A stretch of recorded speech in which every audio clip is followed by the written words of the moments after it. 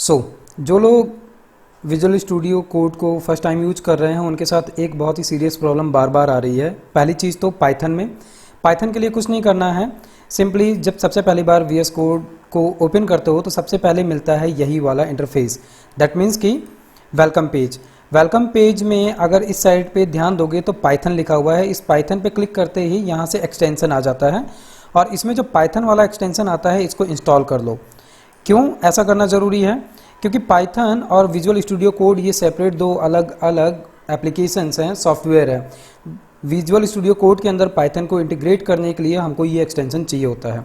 साथ में दूसरी जो एक मेजर प्रॉब्लम आती है वो क्या आती है कि स्टूडेंट कोड को लिखते समय जब वो इनपुट का यूज करते हैं, जैसे प्रिंट का यूज करके तो आप बहुत आसानी से प्रिंट कर ले रहे हो, लेकिन अगर कोई इनपुट का यूज केस लिखते हो तो उसको लिखने के बाद में इनपुट देने में प्रॉब्लम आती है। ऐसा होता क्यों है? क्योंकि जब रन करते हो तो रन करने में बाय डिफ़ॉल्ट आउटपुट के अंदर आपको कोई भी रिजल्ट शो होता है। उसकी जगह पे आप क्या चाहते हो कि टर्मिनल के अंदर ये चीज़ शो हो। तो सबसे पहली चीज़ यहाँ से जाकर आपको क्या सिलेक्ट करना पड़ेगा, जो आपका डिफ़ॉल्ट सेल पहले से सिलेक्टेड है वो एक्चुअल में है आपका पावर सेल। पावर सेल जो है वो बाय डिफ़ॉल्ट आउटपुट में आपको रिजल्ट देता है। वहाँ पे आपको इनपुट के लिए ब्लिंक तो मिल जाएगा, लेकिन आप इनपुट में कुछ भी इंसर्ट नहीं कर पाओगे। इसीलिए क्या करना है, यहाँ से जाओ और यहाँ से जाके सिलेक्ट डिफ़ॉल्ट सेल क्लिक करो। यहाँ पे विंडो क्या कहते हैं ऑप्शंस आ जाएंगे। इन ऑप्शंस में से सिंपली चूज कर लो कमांड प्रॉम्प्ट। ये करने के साथ में क्या होगा, इस टर्मिनल पे आप एकदम हूबहू वैसे ही जैसे आप कमांड रन करके अपना कमांड प्रॉम्प्ट ओपन करते हो वही सेम टू सेम यहाँ मिल जाता है। और विजुअल स्टूडियो कोड माइक्रोसॉफ्ट का ही प्रोडक्ट है, मैं विंडोज़ यूज़ कर रहा हूँ, सो दैट ये बहुत ही आसान हो जाता है कि CMD और टर्मिनल विजुअल स्टूडियो का दोनों इंटीग्रेट हो जाता है। यहाँ पर जब कोई भी इनपुट लिख रहे हो तो उसको रन करने में आसानी हो जाती है। अगर फिर भी कोई दिक्कत आ रही है तो मुझे कमेंट करके बताओ। और इसी के साथ में एक प्रॉब्लम और आती है कि जब पाइथन को इंस्टॉल करते हो तो प्रॉब्लम आती है कि वो रन नहीं हो रहा है, या विजुअल स्टूडियो को जब इंस्टॉल करते हो तो वो रन नहीं हो रहा है। देखो दो तरीके की प्रॉब्लम होती है। एक तो सिंपल कि 32 बिट का अगर ऑपरेटिंग सिस्टम है, 64 बिट का अगर एप्लीकेशन इंस्टॉल कर रहे हो तो प्रॉब्लम आती है, लेकिन ये जनरल है, ये ज़्यादातर लोग सॉल्व कर ले जाते हैं। दूसरी जो प्रॉब्लम आती है वो आती है कि मान लो आप विंडोज़ 7 यूज कर रहे हो या विंडोज़ 10 यूज कर रहे हो, लेकिन उसके अंदर अगर क्या कहते हैं जो हमारा कंट्रोल पैनल होता है, कंट्रोल पैनल के अंदर प्रोग्राम्स फीचर में जाओ जहाँ पर कि पूरी लिस्ट होती है प्रोग्राम को अनइंस्टॉल या इंस्टॉल करने का। वहाँ पे .NET फ्रेमवर्क्स होते हैं। .NET फ्रेमवर्क्स जो अभी लेटेस्ट चल रहा है वो क्या कहते हैं 15 के ऊपर चल रहा है। तो प्रॉब्लम क्या आती है कि हम एकदम लेटेस्ट सॉफ्टवेयर इंस्टॉल करते हैं और हमारे विंडोज़ के अंदर फ्रेमवर्क पड़ा होता है पुराना वाला जो कि सपोर्ट नहीं करता है।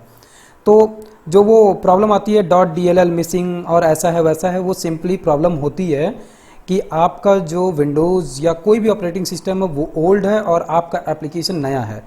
अगर प्रॉब्लम ये है कि विंडोज़ को नहीं हटा सकते हो, आपको फिर भी कोड लिखना है, तो पाइथन कोड को लिखने के दो तरीके हैं।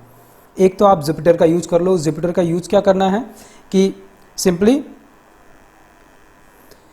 ब्राउज़र पे चलते हैं और ब्राउज़र पे क्या करेंगे, ब्राउज़र पे चल के हम देखते हैं कि जुपिटर को ऑनलाइन कैसे यूज करेंगे। सो मैंने जुपिटर नोटबुक ऑनलाइन सर्च किया, यहाँ पर आ गया। इस पर क्लिक करते ही क्या होगा, हमको एक ऑनलाइन इंटरफेस मिल जाएगा जहाँ पे हम पाइथन के कोड को लिख सकते हैं। और बहुत सारे ट्यूटोरियल अगर पहले देखे हुए हो या कहीं कुछ पढ़े हुए हो तो पाइथन कोड को जुपिटर पे भी करने का वो दिया जाता है कि ठीक है आप अगर बेस्ट डेटा साइंस वगैरह पढ़ रहे हो तो आप जुपिटर का यूज करो। लेकिन एक और चीज़ बता दूं, विजुअल स्टूडियो कोड जो है इसके अंदर हम जुपिटर को भी यूज कर सकते हैं।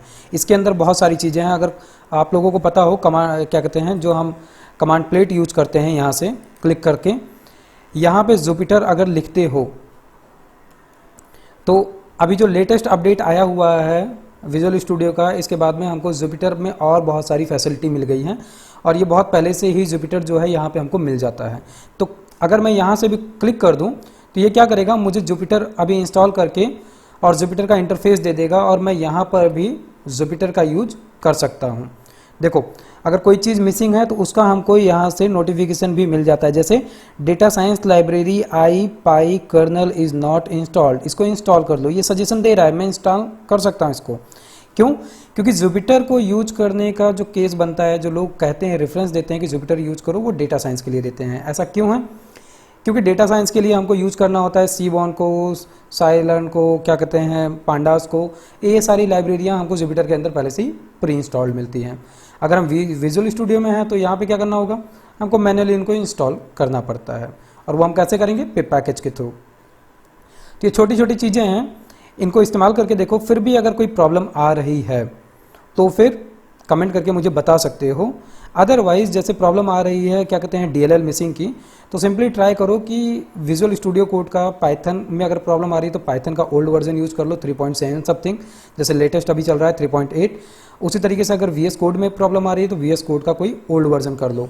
वहाँ पे जाओगे, थोड़ी देर R&D करोगे इनकी साइट पे जाके, तो वर्जन को डाउनलोड करने का तरीका मिल जाएगा। तो लास्ट में जाते जाते ये देखो, ये क्या खुल गया है, जुपिटर का इंटरफेस खुल गया है। ठीक है, थोड़ा टाइम लेता है, जैसे हमने करीबन 10 से 20 सेकंड देखा कि इसने लिया इंटरफेस को यहाँ पे लाने में, लेकिन फाइनली हमको यहाँ पे जुपिटर भी रन करने को मिल जाता है। विजुअल स्टूडियो जो है, इसमें बहुत सारे अपडेट्स और मॉडिफिकेशन हो रहे हैं, और ये बहुत ही बेस्ट एडिटर है एक तरीके से प्रोग्रामिंग करने के लिए। अगर इससे हैंडी नहीं हो तो जुपिटर भी यूज़ करो, यहाँ करना चाहो या अलग से करना चाहो, कोई दिक्कत नहीं है। हमारा फोकस होना चाहिए कि हमको कोड करना है। ठीक है, फिर मिलता हूँ एक नए टिप्स और ट्रिक्स के साथ में। तब तक के लिए हैव अ गुड डे। और साथ ही पाइथन पढ़ रहे हो, पाइथन से होते हुए डेटा साइंस तक जाने के लिए, बेहतर तरीके से पढ़ने के लिए चैनल में नीचे स्क्रॉल करोगे तो पॉपुलर वीडियोस के नीचे अभी मैंने जेंगो के बारे में पढ़ाना चालू किया था। जेंगो की पूरी प्लेलिस्ट है, स्टेप बाय स्टेप पूरा 1 बाय 1 मैंने सीरीज़ में लगा रखे हैं। इसी के अलावा नमपाई एरे से रिलेटेड जो भी वीडियोस हैं वो सीक्वेंस में मैंने यहाँ पे बना रखा है। ऑनलाइन पाइथन क्लास मैंने एक वीडियो बना रखा है क्लासेस के लिए, लेकिन अगर पाइथन और अच्छे और डीप में पढ़ना है तो नीचे एक full Python basic and advance course मिलेगा, इसको देख सकते हो। इसके अंदर 35 प्लस वीडियोस मैंने बना रखे हैं, बेसिक से लेके एडवांस प्लस डेटाबेस कनेक्टिविटी पूरी। इसके अलावा नीचे गिटहब और कुछ और भी फाइलें हैं, जैसे टिप्स एंड ट्रिक्स अभी मैं बना रहा हूँ, कुछ भी VS कोड से रिलेटेड या कोडिंग से रिलेटेड जो भी आता है वो मैं यहाँ पे दूंगा। इसके अलावा आगे चल के मैं एक प्रोग्रामिंग न्यूज़ करके भी प्लेलिस्ट बना दूंगा। तो बेहतर देखने के लिए, रिस्पांस के लिए प्लेलिस्ट को ज़रूर देखो, क्योंकि प्लेलिस्ट में सब कुछ मैंने स्टेप बाय स्टेप बना रखा है, लगा रखा है। इससे बहुत आसान हो जाएगा प्रोग्रामिंग लैंग्वेज को पढ़ना, और पाइथन से होकर डेटा साइंस तक जाने में भी आसानी मिलेगी। कमेंट करके मुझे बताओ वीडियोस कैसे लग रहे हैं, शेयर सब्सक्राइब करना मत भूलो। ओके, मिलते हैं फिर नेक्स्ट टॉपिक और नेक्स्ट वीडियो में।